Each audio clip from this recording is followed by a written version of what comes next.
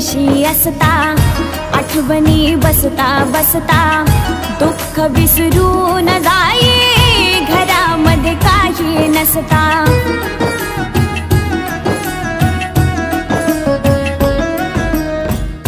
भीम परदेशी असता, आठवणी बसता बसता दुःख विसरून जाई, घरामध्ये काही नसता। भीमा पाठी उभा